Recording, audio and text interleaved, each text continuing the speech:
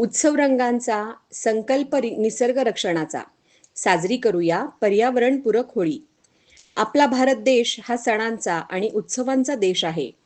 इथल्या मातीत प्रत्येक सणाचा आणि प्रत्येक ठिकाणच्या परंपरेचा एक वेगळाच उत्साह दडलेला आहे. आता लवकरच रंगांचा आणि आनंदाचा सण म्हणजेच होळी आणि त्यापाठोपाठ येणारी धुळवड जवळ आली आहे. होळीचा सण म्हणजे वाईट प्रवृत्तीचे दहन आणि चांगल्या विचारांची रुजवण. पण आजकाल होळी साजरी करताना आपण नकळतपणे पर्यावरणाचे भान विसरत चाललेलो आहोत. होळी पेटवताना लाकडांसोबत कोणत्याही प्रकारचे प्लास्टिक, रबर, दूषित हवा आणि प्रदूषण निर्माण करणाऱ्या वस्तू कृपया टाकू नका.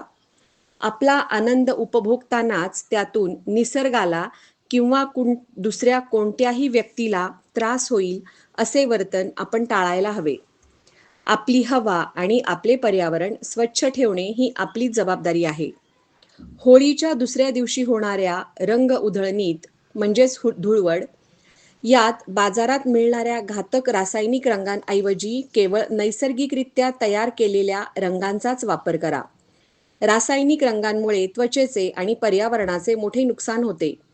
आपला हा सण सर्वांसाठी सुरक्षित, आनंदी आणि खऱ्या अर्थाने उत्साहाने उपभोगण्यासारखा व्हावा, यासाठी घरच्या घरी सहज उपलब्ध वस्तूंपासून इको फ्रेंडली रंग कसे बनवावेत याची सोपी कृती खालीलप्रमाणे दिलेली आहे. घरच्या घरी नैसर्गिक आणि इको फ्रेंडली रंग बनवण्याच्या सोप्या कृती. 1. पिवळा रंग येलो. 2 चमचे हळदीमध्ये दुप्पट बेसन किंवा तांदळाचे पीठ किंवा मैदा मिसळा. हे मिश्रण चांगले एकजीव केले की छान पिवळा गुलाल तयार होतो.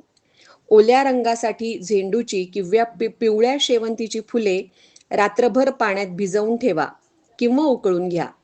दुसरा, लाल रंग किंवा गुलाबी रंग रेड ऑर पिंक. जास्वंदीची किंवा लाल गुलाबाची फुले उन्हात वाळवून मिक्सरमध्ये बारीक वाटून त्याची पावडर बनवा.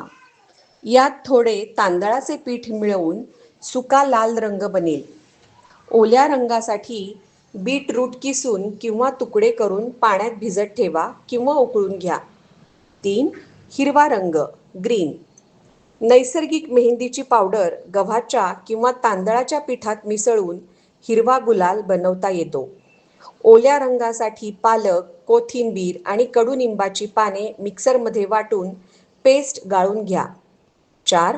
केशरी रंग. पळसाची टेसू फुले रात्रभर पाण्यात भिजवून ठेवल्यास किंवा पाण्यात उकळल्यास अतिशय सुंदर आणि आरोग्यदायी केशरी रंग तयार होतो. 5. तपकिरी रंग ब्राऊन. कॉफी पावडर किंवा चहाची पत्ती पाण्यात उकळून घेतल्यास छान तपकिरी रंग तयार होतो. टीप: रंगांना नैसर्गिक सुगंध येण्यासाठी तुम्ही त्यात थोडे गुलाबजल किंवा चंदन पावडर मिसळू शकता. तसेच रंग खेळण्यापूर्वी अंगाला आणि केसांना खोबरेल तेल नक्की लावा.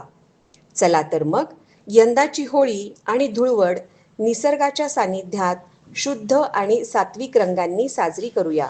नर्मदे हर.